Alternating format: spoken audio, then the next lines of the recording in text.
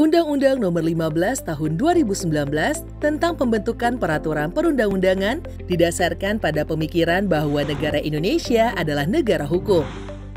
Sebagai negara hukum, segala aspek kehidupan dalam kemasyarakatan, kebangsaan, dan kenegaraan termasuk pemerintahan harus berdasarkan atas hukum yang sesuai dengan sistem hukum nasional. Sebagai penyempurnaan terhadap Undang-Undang Nomor 12 Tahun 2011 tentang pembentukan peraturan perundang-undangan, telah ditetapkan perubahan melalui Undang-Undang Nomor 15 Tahun 2019 yang dibutuhkan untuk memperkuat penataan dan perbaikan mekanisme pembentukan peraturan perundang-undangan sejak perencanaan hingga pemantauan dan peninjauan. Dalam penyusunan prolegnas, tidak hanya dilakukan oleh DPR dan pemerintah, melainkan DPD ikut serta dalam penyusunan prolegnas. Prolegnas ditetapkan untuk jangka menengah dan tahunan berdasarkan skala prioritas pembentukan rancangan undang-undang.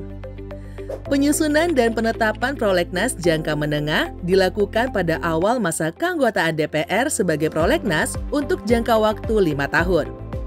Sebelum menyusun dan menetapkan prolegnas jangka menengah, DPR, DPD, dan pemerintah melakukan evaluasi terhadap prolegnas jangka menengah masa keanggotaan DPR sebelumnya. Prolegnas jangka menengah dapat dievaluasi setiap akhir tahun bersamaan dengan penyusunan dan penetapan prolegnas prioritas tahunan. Penyusunan dan penetapan prolegnas prioritas tahunan sebagai pelaksanaan prolegnas jangka menengah dilakukan setiap tahun sebelum penetapan rancangan undang-undang tentang anggaran pendapatan dan belanja negara. Semoga perubahan mekanisme pembentukan peraturan perundang-undangan dapat menciptakan pembangunan hukum nasional yang terencana, terpadu, dan berkelanjutan.